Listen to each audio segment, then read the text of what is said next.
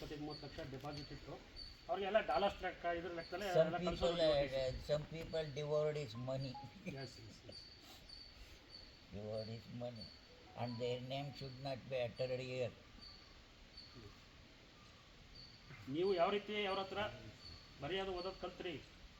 ನಾನು ಎಸ್. ನಿಮಗೀಗ ಸ್ಕೂಲ್ಗೆ ಹೋಗಿಲ್ಲ ನೀವು, ಆದರೆ ಇಂಗ್ಲೀಷ್ನಲ್ಲಿ ಮಾತಾಡ್ತೀರಿ. ಒಬ್ಬ ವ್ಯಕ್ತಿಯ ಸಂಪರ್ಕದಿಂದ ಹೆಂಗೆ ಸಾಧ್ಯ ಆಯಿತು ಇದು ಅಂತ ಕ್ಯೂರಿಯಾಸಿಟಿ ಇದೆ ನಮಗೆ. ಅದು unless God's grace nothing can be done. For everything is grace is essential. ಏನು ಹೇಳಿ, ಭಗವಂತನ ಅನುಗ್ರಹ ಇಲ್ಲದೆ ಏನು ಮಾಡೋಕ್ಕಾಗಿಲ್ಲ. ಪ್ರತಿಯೊಂದಕ್ಕೂ ಅವನ ಸಾಕಾರವೇ. ಪ್ರಯತ್ನ ಹೆಂಗಾಯಿತು? ಅವನೇ ಮಾಡ್ತಾನೆ ಪ್ರಯತ್ನ. ನೀವು ಯಾವ ರೀತಿ ಅವರ ಜೊತೆ ಒಡನಾಟದಲ್ಲಿ, ಅವರು ಯಾವ ರೀತಿ ಸಂಪರ್ಕದಲ್ಲಿ? ಸರ್, ನಮ್ಮ ಯಾವುದಕ್ಕೂ ನಮ್ಮ ಮೈಂಡಿನ ಮೇಲೆ ಡಿಪೆಂಡ್ ಆಯ್ತು ಸರ್. ಹೌದು. ಹಾಂ. ನಿಮಗೆ ಯಾರ ಪ್ರಭಾವ ಜಾಸ್ತಿ ಆಯಿತು ಅವ್ರ ಜೊತೆ ಸಂಪರ್ಕಕ್ಕೆ ಬಂದಮೇಲೆ? ಅದು ಇಲ್ಲಿ when I came there was no any other language except English. Many people foreigners were pouring here. Even Kannadiga also came. They were not using any other language except English. What to do? I also had to listening to what they were saying. I learned I also.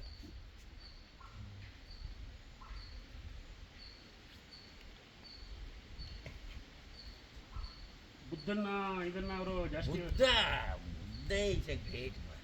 Buddha, in his super consciousness, he did not see any duality. All desire became extinct in. He rose above the body consciousness and merged in the cosmic consciousness above all diversity. He could not see it. He could not define his experience because it was simply indescribable. What he thought, do not string the thought of your unfathomable. He who questions hears and he who answers hears. When you enter the realm of all pervading, there is no separation. You merge in the universal. Apart from mother, your little self is dissolved into the universal self. What it is and what it is not is beyond your comprehend. You can realize one and all in one, one in all.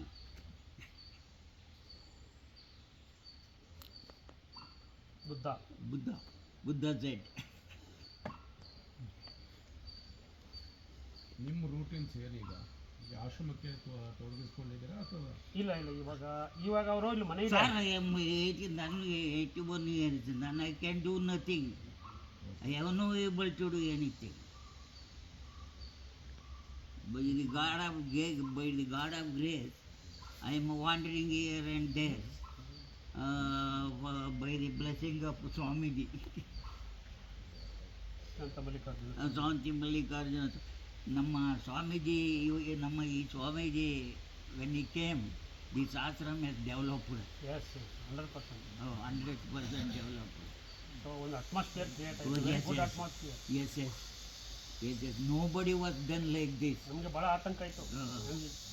ಏನಾಗುತ್ತೆ ಆಶ್ರಮ, ಒಳ್ಳೆ ಸ್ವಾಮೀಜಿ ಇದ್ರು. Late Nirmalananda Swami brought good Swamiji. What I am telling, Nirmalananda himself may have come in the form of Mallikarjuna Swamiji. Yes, correct.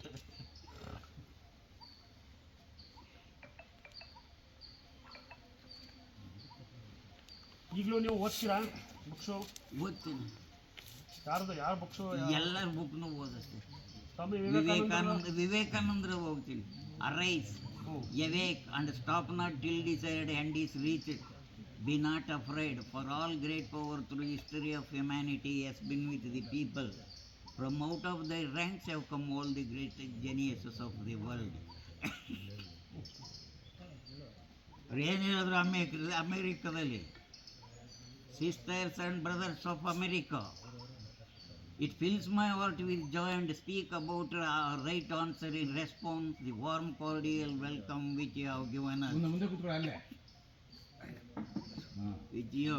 us. I thank you in the name of most ancient orders of monks in the world. I thank you in the name of mother religion, and I thank you in the name of millions and millions of Hindu people of all classes and sects. ಹೇಳಿ ಅರ್ಥ ಮಾಡಿ ನೋಡ್ತೀನಿ. ಅವ್ರು ಹೇಳಿರ್ತಕ್ಕಂಥ ward. ಅವರು ಏನ ದುಡ್ಡು ತಗೊಂಡು ಹೋಗಿರ್ಲಿಲ್ಲ ಅಮೇರಿಕ ಗೆಲ್ಲಕ್ಕೆ, ಎರಡು ಲವ್ ಮಾತಿಗೆ ಗೆದ್ದು ಅವ್ರು ಏನು ಅಲ್ಲಿದ ನಮ್ಮ ಭಾರತೀಯರವರು ಕುರಿಗಳಂತ ಕಾಣ್ತಿದ್ದರು. ನಮ್ಮ ಭಾರತನೇ ಎತ್ತಿ ತೋರಿಸ್ತವ್ರಿ ಅವರು. ಇವತ್ತು ಅವ್ರ ನೆನಪೇ ಇಲ್ಲ. ಇಲ್ಲಿ ಸಿನಿಮಾದ ಆಕ್ಟರ್ಸ್ಗಳ ಕಿಚ್ಚ ಅಂತ ಹಾಕಿಸ್ಕೊತಾರೆ. ಇಲ್ಲಿ ಬಳೆ ಮೇಲೆ ಅವ್ರ ಮಾತುಗಳೇ ಇಲ್ಲ. ಅಂಥ ಪುಣ್ಯಾತ್ಮಗಳು ಈ ಪ್ರಪಂಚಕ್ಕೆ ಒಳ್ಳೇದು ಮಾಡಿದವ್ರ ಮಾತುಗಳೇ ಇಲ್ಲ ಇವಾಗ. ಎಂತ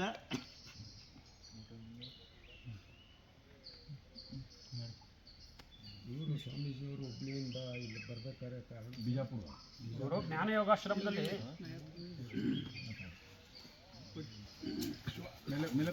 ಬನ್ನಿ ಸರ್ ನೀವು.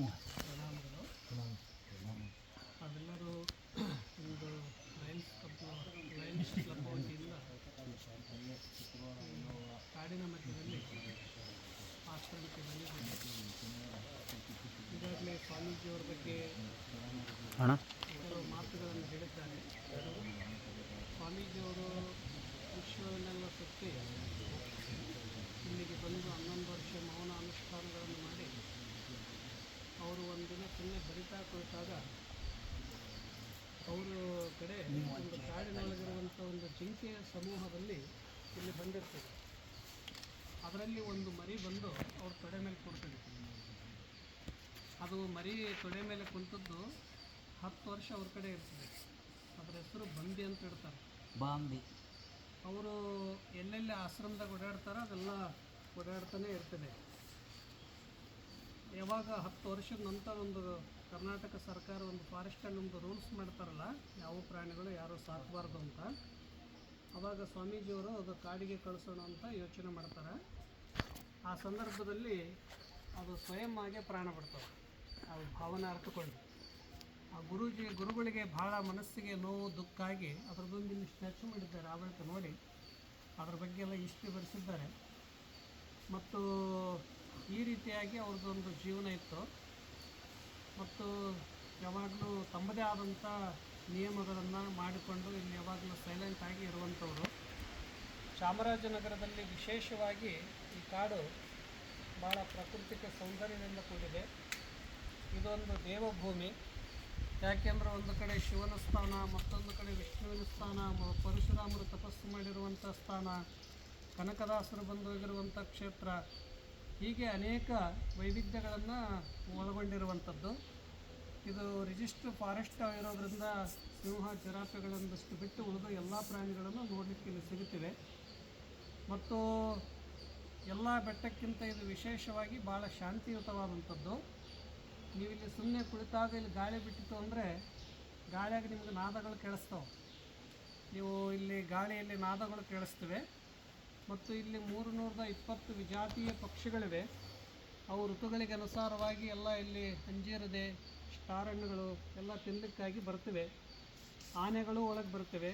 ಎಲ್ಲ ಪ್ರಾಣಿಗಳನ್ನು ಒಳಗಡೆ ಬರ್ತಾ ಇರ್ತವೆ. ಮತ್ತು ಇಲ್ಲಿ ಮಹಾನ್ ಸಾಧಕರು ಕೂಡ, ಇಲ್ಲಿ ಯೋಗಿಗಳು ಕೂಡ ಸ್ವಾಮೀಜಿಯವರಿದ್ದಾಗ ಬಂದು ಹೋಗಿದ್ದಾರೆ. ಹೇಗೆ ಮೊದಲಿಗೆ 1971ರಲ್ಲಿ ಸುತ್ತೂರಿನ ಮೊದಲಿನ ಜಗದ್ಗುರುಗಳು ಶ್ರೀ ಶಿವರಾತ್ರಿ ರಾಜೇಂದ್ರ ಮಹಾಸ್ವಾಮೀಜಿಯವರು ಕೂಡ ಇಲ್ಲಿ ಬಂದು ಅವರು ಕೂಡ ಭಾಳ ಸಂಪರ್ಕ ಇತ್ತು. ಅವರು ಇವರಿಗೆ ಭಾಳ ಅನನ್ಯವಾದ ಸಂಬಂಧ. ಅವರಿಗೆ ಕೆಲವೆಲ್ಲ ಆಯುರ್ವೇದ ಔಷಧಿಗಳು ಕೊಡೋಕೆ ಗುರುಗಳು ಕೊಡ್ತಿದ್ರು. ಮತ್ತು ಈಶ ಫೌಂಡೇಶನ್ದವರು ಇಲ್ಲಿ ಬಂದು ಸ್ಫೂರ್ತಿ ಪ್ರೇರಣೆಯನ್ನು ಪಡೆದುಕೊಂಡಿದ್ದಾರೆ. ಆ ಬಳಿಕ ರಾಮಾಯಣ ಮಹಾಭಾರತದಲ್ಲಿ ಕೃಷ್ಣನ ಪಾತ್ರ, ರಾಮನ ಪಾತ್ರ ಮಾಡಿದಂಥ ಹಿಂದಿ ಸೀರಿಯಲ್ದಲ್ಲಿದ್ದಂಥವರು ಅವರು ಇಲ್ಲಿ ಬಂದು ಗುರುಗಳ ಕಡೆ ಒಂದು ತಿಂಗಳು ಇದ್ದೋಗಿದ್ದಾರೆ. ಇನ್ನು ಪತಂಜಲಿ ಯೋಗ ಇದರಲ್ಲಿ ಹರಿದ್ವಾರದಲ್ಲಿ ಕೆಲವರು ಇದ್ದಾರೆ. ಅವರು ಕೂಡ ಇಲ್ಲಿ ಗುರುಗಳಿಂದಲೇ ಸ್ಫೂರ್ತಿ ಪ್ರೇರಣೆ ಪಡ್ಕೊಂಡೋಗಿದ್ದಾರೆ. ಹೀಗೆ ದೇಶ ವಿದೇಶದಿಂದ ಗುರುತಿಸಿಕೊಂಡು ಎಲ್ಲರೂ ಇಲ್ಲಿ ಬಂದು ಅಲ್ಲಿ ಒಂದು ಶಾಂತಿ, ಆರೋಗ್ಯ, ಆನಂದ ಅನುಭವವನ್ನು ಪಡೆದುಕೊಂಡೋಗಿದ್ದಾರೆ. ಮತ್ತು ಇಲ್ಲಿ ಏನು ವಿಶೇಷತೆ ಅಂದರೆ ಸ್ವಚ್ಛ ಗಾಳಿ ಮತ್ತು ಒಳ್ಳೆಯ ನೀರು, ಶುದ್ಧ ಜಲ, ಪಕ್ಷಿ ಪ್ರಾಣಿಗಳ ಕಲರವ ನಾದ, ಇಲ್ಲಿ ಬಂದು ಕುಳಿತಾಗ ಒಂದಿಷ್ಟು ಶಾರೀರಿಕ ಮಾನಸಿಕ ಆರೋಗ್ಯ, ಅದರ ಜೊತೆಗೆ ಆಧ್ಯಾತ್ಮಿಕ ವೃದ್ಧಿ ಎಲ್ಲವೂ ಇಲ್ಲಿ ನಮಗೆ ದೊರಕ್ತಿದೆ. ಅದಕ್ಕಾಗಿ ಈ ಕ್ಷೇತ್ರಕ್ಕೆ ಬಂದ ತಕ್ಷಣ ಇಂಥ ಬೇಸಿಗೆಯಲ್ಲಿ ಕೂಡ ಇಲ್ಲಿ ಬಿಸಿಲಿನ ತಾಪ ಇಲ್ಲ. ಯಾಕೆಂದರೆ ಪ್ರಕೃತಿ ತಾನು ಬಿಸಿಲಲ್ಲಿ ನಿಂತು ನಮಗೆಲ್ಲ ನೆರಳು, ಹಣ್ಣು, ಹೂವು ಎಲ್ಲವನ್ನು ಕೊಡುವಂಥ ಪ್ರಕೃತಿ. ಜಗತ್ತಿನಲ್ಲಿ ಯಾರಾದರೂ ಮೊದಲನೇ ಗುರು ಇದ್ದರೆ ಅದು ಪ್ರಕೃತಿ ಮಾತೆ. ಆ ಬಳಿಕ ಎಲ್ಲ ಧರ್ಮಗಳು, ಎಲ್ಲ ಗುರುಗಳು, ಎಲ್ಲ ಸಂಪ್ರದಾಯಗಳು. ಆದರೆ ಕಣ್ಣಿಲ್ಲ, ಎಲ್ಲವನ್ನು ನೋಡ್ತಿದೆ, ಕಿವಿ ಇಲ್ಲ, ಕೇಳ್ತಿದೆ, ಕಾಲಿಲ್ಲ, ನಡೀತಿದೆ, ಕೈಗಳಿಲ್ಲ, ಸಾವಿರಾರು ಕೈಗಳಿಂದ ಕೆಲಸ ಮಾಡ್ತಿದೆ. ಅದೇ ದಿವ್ಯ ಪ್ರಕೃತಿ. ಯಾಕೆಂದರೆ ಅದರಿಂದಲೇ ನಾವೆಲ್ಲರೂ ಆರೋಗ್ಯವಾಗಿರೋದು. ಭಾರತದಾಗ ಎಷ್ಟು ಜನ ಋಷಿಮುನಿಗಳಾಗೋಗ್ಯಾರ, ಎಲ್ಲ ಪ್ರಕೃತಿಗೆ ಬಂದೇ ಅವರು ಜ್ಞಾನೋದಯವನ್ನು ಪಡ್ಕೊಂಡ್ರು. ಮತ್ತು ನಮಗೆಲ್ಲ ಎಲ್ಲಿ ಶಾಂತಿ ಸಿಗ್ತದೆ ಅಂದರೆ ಪ್ರಕೃತಿಗೆ ಬಂದಾಗನೇ ಶಾಂತಿ ಸಿಗ್ತದೆ. ಏನೆಲ್ಲವನ್ನು ಕೊಡುವಂಥದ್ದು ಅದೇ. ಮನುಷ್ಯನ ಮನೋ ಇಚ್ಛೆಗಳನ್ನು ಪೂರ್ಣ ಮಾಡುವಂಥದ್ದು ಯಾರಲ್ಲಿ ಶಕ್ತಿ ಇದೆ ಅಂದರೆ ಪ್ರಕೃತಿಯಲ್ಲಿದೆ. ಆದರೆ ಇದನ್ನೊಬ್ಬರು ಮಹಾತ್ಮ ಗಾಂಧೀಜಿಯವರೊಂದು ಮಾತು ಹೇಳಿದರು, ಭೂಮಿ ಸಮಸ್ತ ಮಾನವ ಕುಲಕ್ಕೆ ಸಾಕಾಗುವಷ್ಟು ಸಮಸ್ತ ಮಾನವ ಕುಲದ ಇಚ್ಛೆಗಳನ್ನೆಲ್ಲ ಪೂರ್ಣ ಮಾಡ್ತಿದೆ, ಆದರೆ ಒಬ್ಬರದ್ದು ಮಾತ್ರ ಮಾಡಲಿಕ್ಕಾಗಲ್ಲ ಅಂತ ಹೇಳಿದ್ರು ಅವರು. ಯಾರು ಅತಿಯಾದ ದುರಾಶೆ ಅದಾರ, ಅತಿಯಾದ ಪ್ರಲೋಭನೆಗಳದಾವ, ಅವ್ರಿಗೆ ಯಾವ ಭೂಮಿಯೂ ಸಂತುಷ್ಟ ಮಾಡಲಿಕ್ಕಾಗಲ್ಲ ಅಂತ ಹೇಳಿದರು. ಅದಕ್ಕಾಗಿ ಮನುಷ್ಯ ಸಂತೋಷವಾಗಿ ನಾವು 100 ವರ್ಷ ಕಳಿಬೇಕಂದ್ರೆ ನಾವು ಆಗಾಗ ಪ್ರಕೃತಿಯ ಮಧ್ಯದಲ್ಲಿ ಕಳಿಬೇಕು ಅನ್ನೋದಕ್ಕಾಗಿ ಸ್ವಾಮಿ ನಿರ್ಮಲಾನಂದರು ಅವರು ವಿಶ್ವ ಮಾನವ ಧರ್ಮವನ್ನು ಪ್ರೀತಿಸಿದವರು. ಯಾವುದೇ ವರ್ಗ, ವರ್ಣ, ಧರ್ಮಕ್ಕೆ ಸೀಮಿತವಾಗದೆ, ಅದಕ್ಕೆ ನೀವು ಅಲ್ಲಿ ಆಶ್ರಮದ ಒಳಗಡೆ ಎಂಟ್ರೆನ್ಸ್ ಬಂದ ತಕ್ಷಣ ಈ ಜಗತ್ತೇ ನಮ್ಮ ಕುಟುಂಬ, ಸತ್ಯ, ಪ್ರೇಮ, ಕರುಣೆಗಳೇ ಸಾಧನೆಗಳು, ಜೀವನದಲ್ಲಿ ಎಲ್ಲ ಧರ್ಮಗಳ ಸಾಧನೆ ಸಾರಲ್ಲಿ ಹಾಕಿದ್ದಾರೆ, ಸರಳರಾಗಿರಿ, ಸುಜನರಾಗಿರಿ ಅಂತ. ಅವ್ರದ್ದು ಈ ತತ್ವ ಸಿದ್ಧಾಂತಗಳ ತಳಹದಿಯ ಮೇಲೆ ಇಲ್ಲಿ ಆಶ್ರಮದಲ್ಲಿ ಅವರು ವಿಶ್ವ ಶಾಂತಿ ಅಂದರೆ ಯಾರೇ ಬರಲಿಲ್ಲಿ ಎಲ್ಲರಿಗೂ ಶಾಂತಿ ಅನ್ನೋದು ಭಾಳ ಅವಶ್ಯ ಇದೆ. ಇವತ್ತು ಯುದ್ಧಗಳ ಮಧ್ಯದಲ್ಲಿ ಏನು ಬೇಕಾಗಿದೆ ಅಂದರೆ ಶಾಂತಿ. ಸ್ವಾಮೀಜಿಯವರು ಕೂಡ ಯುದ್ಧದಲ್ಲಿ ಇದ್ದಂಥವರು ಎಲ್ಲ ವೈರಾಗ್ಯ ತಾಳಿ 6 ವರ್ಷ 180 ದೇಶಗಳನ್ನು ಸುತ್ತಿ ಭಾರತಕ್ಕೆ ಬಂದು 220 ಕ್ಷೇತ್ರಗಳನ್ನು ಸುತ್ತಿ ಬೇರೆ ಬೇರೆ ಕ್ಷೇತ್ರಗಳಲ್ಲಿದ್ದಾಗ ಅವರಿಗೆ ಸಂತೃಪ್ತಿ ದೊರಕಲಿಲ್ಲ. ಯಾವಾಗ ಇಲ್ಲಿ ಬಂದು ನಿಂತ ತಕ್ಷಣ ಒಂದು ಕಾಲಲ್ಲಿ ಜಿಂಕೆಯ ಸಮೂಹ ಬಂದು ನಿಂತ ತಕ್ಷಣ ಇದು ಸಮೃದ್ಧಿಯ ಸ್ಥಾನದಂತ ಇಲ್ಲೇ ಕುಟೀರ ಹಾಕ್ಕೊಂಡಿರ್ತಾರೆ. ಆ ಸಂದರ್ಭದಲ್ಲಿ ಪುಟ್ಟಣ್ಣವರು ಭಾಳ ದೂರದಿಂದ ನೀರು ತೊಗೊಂಬರೋದು, ಸೇವೆ ಮಾಡಿದರು. ಅಲ್ಲಿ ಯುರೋಪಿಯನ್ ಲಂಡನ್ದವರು ಒಂದು 50 ವರ್ಷದ ಹಿಂದೆ ಒಂದು ಬ್ರೆಡ್ ಮಾಡೋ ಮಷನ್ ಕೊಟ್ಟಿದ್ದಾರೆ. ಈಗೂ ಇದೆ ಅದು.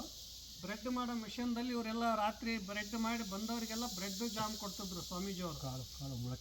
ಅಂಥ ಒಂದು ಜೀವನ ಕ್ರಮವನ್ನು ಸಾಗಿಸಿ ಈಗೇನು ನಾವೆಲ್ಲ ಇಲ್ಲಿ ಕುಳಿತೀವಲ್ಲ, ಇಲ್ಲೊಂದು ಚಿಕ್ಕದಾದಂಥ ಗ್ರೌಂಡ್ ಇತ್ತು. ಒಂದು ತಿಂಗಳಿಗೆ 1 ಕ್ವಿಂಟಲ್ ಪಕ್ಷಿಗಳಿಗೆ ರಾಗಿ ಹಾಕ್ತಿದ್ರು. ಎಲ್ಲ ಪಕ್ಷಿಗಳ ಮಧ್ಯದಲ್ಲೇ ಅವರು ಕಳೀತಿದ್ರು.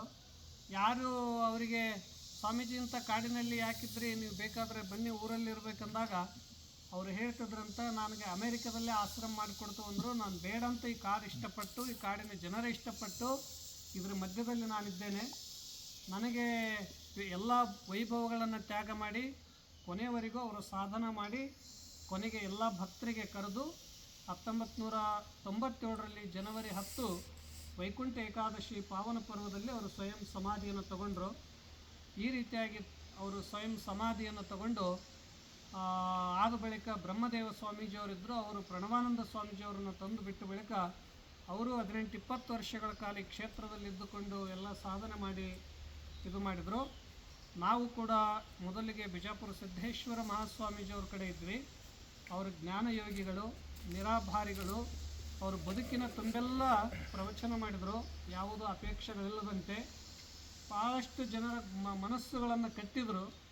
ಅದಕ್ಕಾಗಿ ಹೇಳ್ತಾರೆ, ಎಲ್ಲಿ ನೂರಾರು ಸಾವಿರಾರು ಲಕ್ಷಾಂತರ ಮತಿ ಹೃದಯಗಳ ಮೇಲೆ ಪ್ರಭಾವವನ್ನು ಮಾತುಗಳಿಂದ, ಸಂಗೀತದಿಂದ, ಸಾಹಿತ್ಯದಿಂದ, ಒಂದು ಕಲೆ ಪ್ರತಿಭೆಗಳಿಂದ ಬೀರ್ತಾರ, ಅಲ್ಲಿ ಒಂದು ಸಾಧನೆ ಇರ್ತದೆ, ಅಲ್ಲಿ ಒಂದು ದೈವಿ ಶಕ್ತಿ ಇರ್ತದೆ ಅಂತೇನು ಹೇಳಿದರು. ಹಾಗೆ ಕೆಲವರು ಅವರು ದೈವಿ ಪುರುಷರು. ಆ ಭಾಗಕ್ಕೆ ಶ್ರೀ ಸಿದ್ದೇಶ್ವರ ಮಹಾಸ್ವಾಮೀಜಿಯವರು ಇದ್ದರೆ, ಈ ಭಾಗಕ್ಕೆ ನಮ್ಮ ಸ್ವಾಮಿ ನಿರ್ಮಲಾನಂದರು. ಅದಕ್ಕಿಂತ ಅವ್ರ ಕಡೆ ನಾವು ಇದ್ದ ಬಳಿಕ ಕೊನೆಗೊಂದು 4-6 ವರ್ಷ ಹಿಮಾಲಯದಲ್ಲಿದ್ವಿ. ಹಿಮಾಲಯದಲ್ಲಿ ಜಮ್ಮು ಕಾಶ್ಮೀರ, ರಜೌರಿ, ಢಾಂಗ್ರಿ, ಮುರಾದ್ಪುರ್, ಅಮರ್ನಾಥ್, ಬುಡ ಅಮರ್ನಾಥ್, ಚಾರುಧಾಮ್, ಆ ಬಳಿಕ ಕೆಲವೊಂದು ಪ್ರಾಕೃತಿಕ ಹಿಮಾಚಲದಲ್ಲಿ ಇಂಥ ಸ್ಥಾನಗಳಿವೆ. ಅಲ್ಲೆಲ್ಲ ಇದ್ದು ಕೊನೆಗೆ JSS technical engineering college Delhi ನೋಯ್ಡಾದಲ್ಲಿ ಒಂದು 4-6 ವರ್ಷ ಇದ್ದು ಯೋಗ ಮತ್ತು ಅಲ್ಲಿ ಎಲ್ಲ ಮಾಡಿಸ್ತಾ ಇದ್ದಾಗ ಗುರುಗಳು ಈ ಕಡೆ ಬರಬೇಕು ಅಂದಾಗ ಇಲ್ಲಿ ಬಂದ್ವಿ. ಮೊದಲಿಗೆ ಒಮ್ಮೆ ದೊಡ್ಡ ಸಿಟಿ ಬಿಟ್ಟು ಬಂದ ಬಳಿಕ ಮೊದಲಿಗೆ ಮನಸ್ಸು ಇದಾಗಲಿಲ್ಲ. ಆ ಬಳಿಕ ಈಗ ಎಲ್ಲಿ ಹೋಗ್ಬೇಕಂತ ಅನಿಸಲ್ಲ. ಯಾಕಂದರೆ ಈ ವಾತಾವರಣ ನಮಗೊಮ್ಮೆ ನೀರು, ಈ ಗಾಳಿ, ವಾತಾವರಣ ಒಗ್ಗಿತ್ತಂದರೆ ಯಾವುದು ಬೇರೆ ಯಾವುದು ಇಷ್ಟ ಆಗಲ್ಲ. ಅದಕ್ಕಾಗಿ ಇಲ್ಲಿ ಕೂಡ ನಾವು ಬೆಳಗ್ಗೆ ಈಗ ಈ ಕಾಡಿನ ಮಧ್ಯದಲ್ಲಿ ಯಾರೂ ಬರಲ್ಲ. ನೀವು ಯಾವುದಾದ್ರೂ ಯೋಗ, ಧ್ಯಾನ, ಪ್ರವಚನ, ಸತ್ಸಂಗಕ್ಕಾಗಿ ಅದಕ್ಕೆ ನಾವು ಆನ್ಲೈನ್ ಯೋಗ ಕ್ಲಾಸ್ ಮಾಡ್ತೀವಿ ಬೆಳಗ್ಗೆ ಫ್ರೀಯಾಗಿ 6 ರಿಂದ 7. ಮತ್ತು JSS ವತಿಯಿಂದ ಅಮೇರಿಕ ಕನ್ನಡಿಗರಿಗೆ ತಿಂಗಳಲ್ಲಿ 10 ದಿನ ಯೋಗ ಕ್ಲಾಸ್ ಮಾಡ್ತೀವಿ. ಮತ್ತು ಇನ್ನೂ ಬೇರೆ ಬೇರೆ ದೇಶಗಳದರಲ್ಲಿ ಭಾಗವಹಿಸ್ತಾ ಇದ್ದಾರೆ. ಆ ಬಳಿಕ ಇಲ್ಲಿ ಹೆಚ್ಚು ನಾವು ಶಾಂತಿ ಇರೋದರಿಂದ ನಾವು ಧ್ಯಾನ ಯೋಗ ಮಾಡಿಕೊಂಡು ನಮ್ಮ ಅಡುಗೆಯನ್ನು ನಾವೇ ಮಾಡಿ ಊಟ ಮಾಡಿ ಆ ಬಳಿಕ ಒಂದಷ್ಟು ಬರಿತಾ ಇರ್ತೀವಿ. ಹಿಂದಿಯಲ್ಲಿ ಈಗ ಒಂದು 8-10 ಪುಸ್ತಕಗಳು ಬರ್ತೇವೆ. ಈಗ 5 ಬಂದಿವೆ. ಕನ್ನಡದಲ್ಲಿ ಒಂದು 16 ಆಗಿವೆ. ಹೆಚ್ಚು ಬರಿತಾ ಮತ್ತು ಅಧ್ಯಯನ ಮಾಡ್ತಾ ಈ ಪ್ರಕೃತಿಯ ಮಡಿಲಲ್ಲಿ ನಾವು ಇದ್ದೇವೆ. ಶನಿವಾರ ರವಿವಾರ ಸ್ವಲ್ಪ ಜನ ಬರ್ತಾರೆ, ಬಾಕಿ ದಿನ ಭಾಳ ಕಡಿಮೆ. ಯಾಕೆಂದರೆ ಅವರವ್ರ ಕೆಲಸಗಳಲ್ಲಿ ಇಷ್ಟು ಈ ಕ್ಷೇತ್ರದಲ್ಲಿ ಒಂದು ಸಾಧನೆಗಳನ್ನು ಮಾಡ್ತಾ ಬಂದವರು ಓದೋರು ಎಲ್ಲ ಸಂತೋಷಪಟ್ಟು ಹೋಗ್ತಾರೆ. ಅದಕ್ಕಾಗಿ ಇಂಗ್ಲೀಷ್ ಪಟ್ಟಣ್ಣವರು ಕೂಡ ಗೌತಮ ಬುದ್ಧ ಮತ್ತು ವಿವೇಕಾನಂದರು ಅವರು ಈ ರಾಷ್ಟ್ರಕ್ಕೆ ಏನೇನು ಕೊಡುಗೆಗಳು ಕೊಟ್ಟರು, ಅವರ ಮಾತುಗಳು ಇವೆ ಅಂತ ಅನ್ನೋದಕ್ಕಾಗಿ ನೀವು ಕೂಡ ನಿಮ್ಮ ಒಂದು ಕ್ಲಬ್ ವತಿಯಿಂದ ಆಗಾಗ ಚಿಂತನೆಗಳನ್ನು, ಕಾರ್ಯಕ್ರಮಗಳನ್ನು ಆಯೋಜನೆ ಮಾಡಿಕೊಂಡು ತಾವು ನಿನ್ನೆಗೆ ಗುಡಿ ಹತ್ರ ಬಂದು ಅಲ್ಲೆಲ್ಲ ಎಲ್ಲ ಒಂದೇ ವಯಸ್ಕರವರಾಗಿದ್ದು ನಿಮ್ಮ ಕ್ಲಬ್ನೂ ವಿಕಾಸ ಆಗಬೇಕು, ಅದರ ಕ್ಲಬ್ದೊಂದಿಗೆ ಕೂಡಿಕೊಂಡವರು ಎಲ್ಲರಿಗೂ ಅವರ ಉನ್ನತಿಗೆ, ಅವರ ಜೀವನದ ವಿಕಾಸಕ್ಕೆ ತಾವೆಲ್ಲರೂ ಕೂಡ ಶ್ರಮಿಸ್ತಾ ಇದ್ದೀರಿ, ಸೇವೆಯನ್ನು ಮಾಡ್ತಾ ಇದ್ದೀರಿ. ಅದಕ್ಕಾಗಿ ರಾಜೇಶ್ ಅವರು ಇಲ್ಲಿ ಬರಬೇಕು ಅಂತಂದಾಗ ತಾವೆಲ್ಲ ಇಲ್ಲಿ ಬಂದು ಇಲ್ಲಿ ಎಲ್ಲ ಕುಳಿತುಕೊಂಡು ಕೆಲವು ಮಾತುಗಳನ್ನು ಕೇಳಿದರೆ ತಾವೆಲ್ಲ ವಿದ್ಯಾವಂತರು, ಸಂಸ್ಕಾರವಂತರು, ಒಂದೊಂದು ಕ್ಷೇತ್ರದಲ್ಲಿ ತಮ್ಮ ಸಾಧನೆಯನ್ನು ಮಾಡಿದವರು. ಅದಕ್ಕಾಗಿ ಇಲ್ಲಿ ತಾವು ಬಂದು ಶಾಂತವಾಗಿ ಕುಳಿತುಕೊಂಡು ಇಂಗ್ಲೀಷ್ ಪುಟ್ಟಣ್ಣವರು, ಅವ್ರ ಹೆಸರೇ ಇಂಗ್ಲೀಷ್ ಪುಟ್ಟಣ್ಣವರು, ಅದಕ್ಕಾಗಿ ಅವ್ರು ಇಂಗ್ಲೀಷ್ ಪುಟ್ಟಣ್ಣವ್ರ ಮಾತುಗಳು ಕೇಳಿದ್ರಿ. ಏನಿಲ್ಲ, ತಾವು ಕೂಡ ಸ್ವಾಮೀಜಿಯವರು ಬಂದಿರೋ ಬುಕ್ಗಳ ಬಗ್ಗೆ ಇಲ್ಲಿ ಸ್ವಾಮಿ ನಿರ್ಮಲಾನಂದರು ಕೂಡ 16 ಪುಸ್ತಕಗಳನ್ನು ಬರೆದಿದ್ದಾರೆ. ಯಾವುದಿದೆ? ಆ 16 ಪುಸ್ತಕಗಳಲ್ಲಿ ಸ್ವಾಮಿ ನಿರ್ಮಲಾನಂದರ ಜೀವನ ಚರಿತ್ರೆ ಅನ್ನೋದು ಇಲ್ಲಿ ಮೊದಲಿಗೆ ಏನಂದರೆ ಯಾವ ಕಾಪಿಗಳು ಕೂಡ ಇಲ್ಲ, ಮೂಲ ಕಾಪಿಗಳು. ಅವನ್ನು ಹುಡುಕಿಸಿ ತರಿಸಿ ಈಗ ಒಂದು ಪ್ರಿಂಟ್ ಆಗಿದೆ, ಒಂದು ಸ್ವಾಮಿ ನಿರ್ಮಲಾನಂದರ ಜೀವನ ಚರಿತ್ರೆ. ಸಂಕ್ಷಿಪ್ತದಲ್ಲಿ ಅವ್ರು ಏನೇನು ಸಾಧನೆ ಮಾಡ್ಯಾರ ಎಲ್ಲ ಬರೆಸ್ಯಾರ. ಇನ್ನು ಕೆಲವು ಇಂಗ್ಲೀಷ್ದಲ್ಲಿವೆ, ಅದು ಒಂದು ಸಿಕ್ಕಿದೆ, ಈಗ ಕೊಟ್ಟಿವೆ. ಹೀಗೆ ಮೂಲ ಕಾಪಿಗಳು ಸಿಕ್ಕಂಥವೆಲ್ಲ ತಗೊಂಡು ಈಗ ಅವುಗಳನ್ನು ಮಾಡಿಸ್ತಾ ಇದ್ದೇವೆ. ಈ ಥರ ಸ್ವಾಮೀಜಿಯವರ ಒಂದು ದಿವ್ಯ ಜೀವನದ ಬಗ್ಗೆ ತಾವೆಲ್ಲ ಚಾಮರಾಜನಗರ ಬೇರೆ ಬೇರೆ ಈ ಕ್ಷೇತ್ರದಲ್ಲಿ ತಗೊಂಡು ಮತ್ತು ಸ್ವಾಮೀಜಿಯವರ ಬಗ್ಗೆ ಇಷ್ಟು ಆಸಕ್ತಿಯಿಂದ ಕೇಳಿದ್ರಿ. ಅವರು ವಿಶ್ವ ಯಾತ್ರಿಕರು, ಅವರು ವಿಶ್ವ ಒಂದು ಭ್ರಾತೃತ್ವವನ್ನು ಹೊಂದಿದಂಥವರು. ಅದಕ್ಕಾಗಿ ತಮಗೆಲ್ಲರಿಗೂ ಕೂಡ ವಂದಿಸಿ ತಾವು ನಮ್ಮ ಮಾತುಗಳನ್ನು, ಯಾಕಂದ್ರೆ ರಾಜೇಶ್ವರಿ ಹೇಳುವಾಗ ನಾನೇ ಸ್ವಲ್ಪ ನಿಮಗೆಲ್ಲ ಹೇಳಿಕೊಂಡ್ವಿ. ಇಷ್ಟು ಇಲ್ಲಿ ಇದು ತಾವು ಕೂಡ ಧಾರ್ಮಿಕ, ಸಾಂಸ್ಕೃತಿಕ, ಆಧ್ಯಾತ್ಮಿಕ, ಸಾಹಿತ್ಯಿಕ, ಶೈಕ್ಷಣಿಕ ಕ್ಷೇತ್ರದಲ್ಲಿ ಸೇವೆ ಮಾಡ್ತಾ ಮತ್ತು ಇಷ್ಟು ಜನ ಒಂದು ದಿನ ಈ ಕಾಡಿನ ಮಧ್ಯದಲ್ಲಿದ್ದುಕೊಂಡು, ಕಾಡು ಮನುಷ್ಯಗೆ ಶಾಂತಿಯನ್ನು ಕೊಡ್ತದೆ. ಅದಕ್ಕೆ ಎಷ್ಟು ಮಹತ್ವ ಹೇಳಿದರು ಗಿಡಗಳ ಬಗ್ಗೆ, ಜಲದ ಬಗ್ಗೆ ಅಂತಂದರೆ, ಆಗಿನ ಕಾಲದಲ್ಲಿ ಹೇಳಿದರು ಒಂದು ಮಾತು, ಒಂದು 10 ಕೆರೆಗಳಿಗೆ ಒಂದು ಸರೋವರ ಸಮಾನ, 10 ಸರೋವರಗಳಿಗೆ ಒಂದು ನದಿ ಸಮಾನ, 10 ಸರೋವರಗಳಿಗೆ ಒಂದು ನದಿ ಸಮಾನ, 10 ನದಿಗೆ ಒಬ್ಬ ಪುತ್ರ ಸಮಾನ, 10 ಪುತ್ರರಿಗೆ ಒಂದು ವೃಕ್ಷ ಸಮಾನ ಅಂತ ಹೇಳ್ತಾರೆ ಆಗಿನದರಲ್ಲಿ. ಅಂದರೆ ವೃಕ್ಷಗಳ ಮಹತ್ವ ಎಷ್ಟಿದೆ. ಇವತ್ತೆಲ್ಲ ನೋಡಿ ಬಿಸಿಲು ಹೆಚ್ಚಾಗ್ತಾ ಇರೋದ್ರಿಂದ 38, 48 ಆಗ್ತಾ ಇರೋದ್ರಿಂದ ಓಜನ್ ಪರದೆಗೆ ಸಮಸ್ಯೆ ಆಗಿರೋದ್ರಿಂದ ಹೆಚ್ಚು ಬಿಸಿಲಿನ ತಾಪ ಆಯ್ತಂದ್ರೆ ಮನುಷ್ಯ ಕಣ್ಣಿಗಿದಾಗ್ತದೆ, ಮೆದುಳಿಗಿದಾಗ್ತದೆ, ಆರೋಗ್ಯಕ್ಕೆ ಅನೇಕ ಸಮಸ್ಯೆಗಳಾಗ್ತವೆ. ಮಾನವ ಕುಲ ಆರೋಗ್ಯವಾಗಿರಬೇಕಾದ್ರೆ ಪ್ರಕೃತಿಯ ಮಾತೆಯ ಸಂರಕ್ಷಣೆ ಬೇಕು. ಅದಕ್ಕೆ ಇದನ್ನು ಉಳಿಸಿಕೊಂಡು ಬೆಳೆಸಿಕೊಂಡು ಹೋಗೋದು ಪ್ರತಿಯೊಬ್ಬರದ್ದು ಜವಾಬ್ದಾರಿ ಇದೆ. ಆದರೆ ಇವತ್ತು ನಮ್ಮ ದೇಶದಲ್ಲಿ ಕ್ಯಾನ್ಸರ್ ಸಂಖ್ಯೆ ಹೆಚ್ಚಾಗ್ತಿದೆ, ಸ್ಥೂಲತೆ ಸಂಖ್ಯೆ ಹೆಚ್ಚಾಗ್ತಿದೆ, ಮತ್ತು ಶುಗರ್ ಮಧುಮೇಹದ ಸಂಖ್ಯೆ ಅತಿ ವೇಗವಾಗಿ ಬೆಳೀತಿದೆ. ರಾತ್ರಿ ನಿದ್ರೆ ಬರದವರ ಸಂಖ್ಯೆ ಹೆಚ್ಚಾಗ್ತಾ ಇದೆ. ಮತ್ತು ಅಷ್ಟೇ ಅಲ್ಲ, ಇವತ್ತು ಭಾರತದಲ್ಲಿ ಈ ಥರ ಆರೋಗ್ಯದ ಅನೇಕ ಸಮಸ್ಯೆಗಳ ಮಧ್ಯದಲ್ಲಿ ಯೋಗ, ಮಾನಸಿಕ ಆರೋಗ್ಯ ಮತ್ತು ಉತ್ತಮ ಚಿಂತನ, ಸಮೂಹ ಜೀವನ ಭಾಳ ಅವಶ್ಯಕತೆ ಇದೆ. ಅದಕ್ಕಾಗಿ ಆಯುರ್ವೇದ ಶಾಸ್ತ್ರದಲ್ಲಿ ಒಂದು ಮಾತು ಹೇಳಿದರು, ಯಾರು ಆರೋಗ್ಯವಂತರು ಅನ್ನೋ ಪ್ರಶ್ನೆ. ಆರೋಗ್ಯವಂತರು ಯಾರು? ಅವರೊಂದು ಎರಡು ಮೂರು ಮಾತು ಹೇಳಿದರು. ಯಾರ ಮುಖದಲ್ಲಿ ಸದಾ ಪ್ರಸನ್ನತೆ ಇರ್ತದ, ಯಾರಿಗೆ ಸಮಯಕ್ಕೆ ಸರಿಯಾಗಿ ಹಸಿವಾಗ್ತದ ಗುಳಿಗಿಲ್ದ, ಮತ್ತು ಮಲಗಿದ ತಕ್ಷಣ ಯಾರಿಗೆ ಚೆನ್ನಾಗಿ ನಿದ್ರೆ ಬರ್ತದ,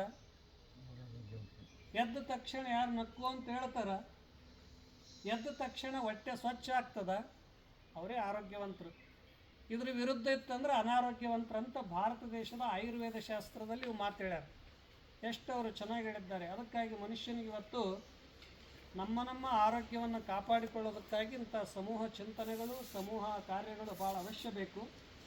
ತಾವು ಅನೇಕ ಈ ಚಿಂತನೆಗಳೊಂದಿಗೆ ನೀವೆಲ್ಲರೂ ಒಂದೇ ಮನಸ್ಕರಾಗಿ, ಒಂದೇ ವಿಚಾರ, ಒಂದೇ ಗುರಿಯನ್ನಿಟ್ಟುಕೊಂಡು ಕಾರ್ಯಗಳನ್ನು ತಾವು ಮಾಡ್ತಾ ಇದ್ದೀರಿ. ಇವತ್ತೆಲ್ಲ ಇಲ್ಲಿ ಬಂದು ನಮ್ಮ ಪುಟ್ಟಣ್ಣವ್ರ ಮಾತು ಕೇಳಿದ್ರಿ. ನಾವೇನು ಹೇಳೋದಿಲ್ಲ, ನೀವೆಲ್ಲ ತಿಳಿದವರು, ಬುದ್ಧಿವಂತರು, ವಿದ್ಯಾವಂತರು ಅಂತ ಹೇಳಿ ನನ್ನ ಒಂದು ಎರಡು ಮಾತುಗಳಿಗೆ ಬಂದ. ನೀವು ಕುಳಿತಲ್ಲೇ ನಾವು ಯೋಗ ಇರೋದ್ರಿಂದ ಈಗ ಸನ್ಮಾನಾಗಲಿ, ನೀವು ಕುಳಿತಲ್ಲೇ ಒಂದೆರಡು ಯೋಗ ಹೇಳ್ತೀವಿ. ಕುಳಿತಲ್ಲೇ ಹೆಂಗೆ ಮಾಡೋದು? ಇದು ಏನೇ 1 ಎಕರೆ ಇದೆ, ಒಂದೇ ಸ್ವಾಮೀಜಿಯವರಿಗೆ ಮೊದಲು ಅಲ್ಲಿ ಇದ್ರ ತನಕ ಕೊಟ್ಟಿದ್ರು, ಬೇಡ ಅಂದು ರೋಡ್ ಅಂತ 1 ಎಕರೆ ಸಾಕಂತ.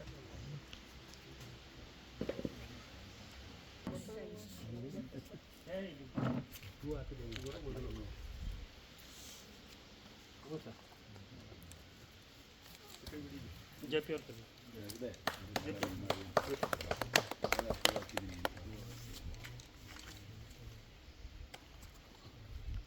ನಿಂತ್ಕೊಬಿಡ್ರಿ.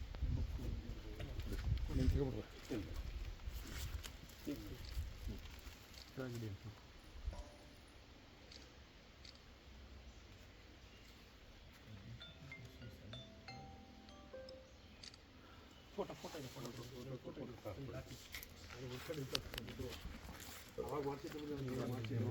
ಇದೆ. ಕ್ರಿಕೆಟಲ್ಲಿ ಬಿದ್ದ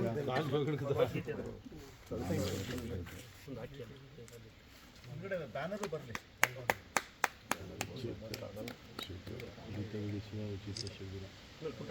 ಜುಲೈ 25ರಿಂದ ಆಗಸ್ಟ್ 8 ಗಂಟೆ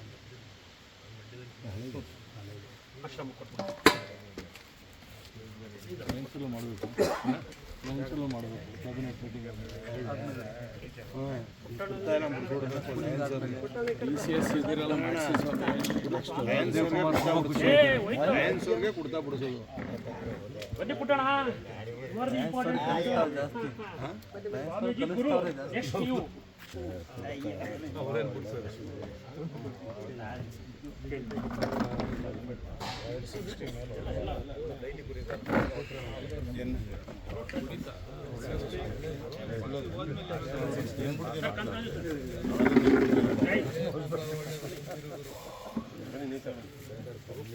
ಬನ್ನಿ ಜಯಕುಮಾರ್, ಜಾಯ್ನ್ ಆಗಿ ಬನ್ರಿ. ಯಾಕೆ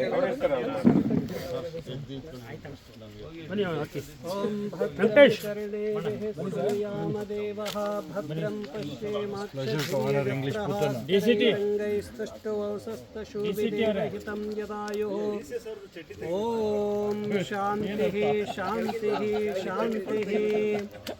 ಓಂ ಸಹನಾ ಭವತು ಸಹನೌ ಭುನಕ್ತು ಸಹ ವೀರ್ಯಂ ಕರವಾವಹೈ ತೇಜಸ್ವಿನಾವಧೀತಮಸ್ತು ಮಾ ವಿದ್ವಿಷಾವಹೈ. ಓಂ ಶಾಂತಿಃ ಶಾಂತಿಃ ಶಾಂತಿಃ.